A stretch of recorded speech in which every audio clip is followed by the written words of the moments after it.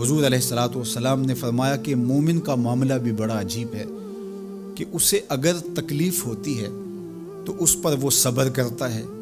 یا اسے خوشی ملتی ہے تو اس پر وہ شکر کرتا ہے، تو دونوں صورتوں میں اللہ اس کو اجر عطا کرتا ہے۔ اور یہ صرف شان مومن کی ہی ہے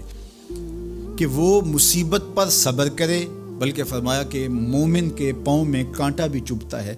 تو اس کا بھی اس کو اجر دیا جاتا ہے،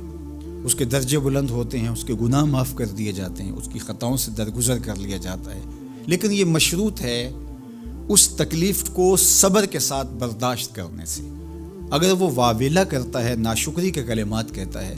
تو تکلیف تو ختم نہیں ہوتی لیکن اجر زائل کر دیا جاتا ہے۔ تو اس لیے ہمیں ہر صورت کے اندر صبر کے دامن کو مضبوطی سے تھامنے کی تلقین کی گئی ہے، اور اہل ایمان کو یہ بھی سبق دیا گیا کہ جب انہیں کوئی بھی مصیبت پہنچتی ہے تو وہ کہتے ہیں انا للہ و انا الیہ راجعون، کہ ہم اسی کے ہیں اور اسی کے حضور پلٹ کے جانا ہے۔ تو یہ وہ امر ہے کہ جو ان کی طبیعت کے اندر ٹھہراؤ پیدا کرتا ہے اور ان کی زندگیوں کے اندر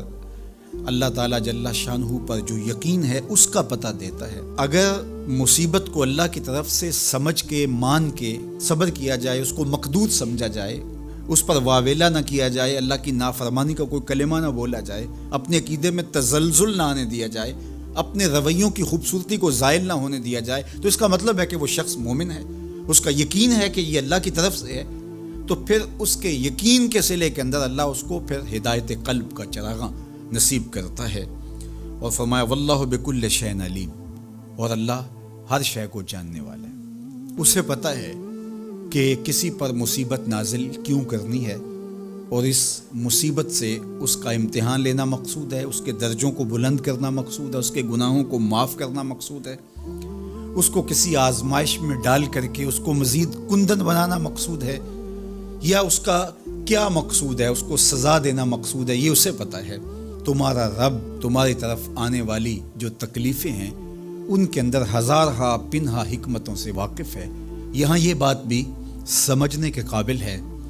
کہ جو شخص مصیبت کے آنے پر صبر اور استقامت کے ساتھ اس سے نپٹتا ہے اور اللہ پر جو اس کا یقین ہے اس میں تزلزل پیدا نہیں ہونے دیتا، کل من عند اللہ، اے محبوب فرما دیجئے جو کچھ ہے وہ تمہارے رب کی طرف سے، یہ اس کا خیال اور فکر ہے کہ یہ میرے اللہ کی طرف سے، تو پھر اس مصیبت کو ٹالنے والا بھی وہی ہے۔ تو اگر یہ اس کا عقیدہ پختہ تھا تو پھر وہ مالک کی دہلیز چھوڑ کے، مالک کی چوکھٹ چھوڑ کے کسی اور دہلیز پہ نہیں جائے گا، کسی اور چوکھٹ پہ نہیں جائے گا، وہ اس مصیبت کو دور کرنے والا مؤثر حقیقی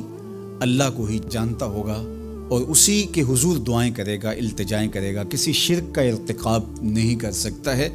اور وہ مالک کی دہلیز سے کبھی روح گردانی نہیں کر سکتا، بلکہ اس تکلیف کے آنے سے وہ اپنے رب کے ساتھ اور زیادہ جڑ جائے گا۔ اور اگر وہ صبر کرے تو یہ اس کا ایک مرتبہ ہے کہ وہ حوصلے کے ساتھ اس تکلیف کو برداشت کرے، اور دوسرا مرتبہ جو اس سے بڑھ کر ہے کہ اس پہ اللہ کی رضا کے سانچے میں اپنے آپ کو ڈھال لے کہ جے سونا میرے دکھ وچ راضی، میں سکھ نو چلے ڈاواں۔ اگر وہ اس بات پہ راضی ہے تو کوئی بات نہیں ہے، میں اس پہ راضی ہوں کہ میرے رب کی یہ رضا ہے۔ تو یہ دونوں چیزوں کا مل جانا، یا دونوں میں سے کسی ایک کا مل جانا، یہ اللہ کی طرف سے اس کو دیا گیا انعام ہے جو اس مشکل حالات میں اس کو حاصل ہوتا ہے۔ اب وہ کس کیفیت میں ہے اللہ تعالیٰ اس کو خوب جانتا ہے، کہ وہ اس پہ صبر کر رہا ہے یا اس کا اندر ڈول رہا ہے، اس کا عقیدہ کمزور تھا اور وہ کمزوری کے باعث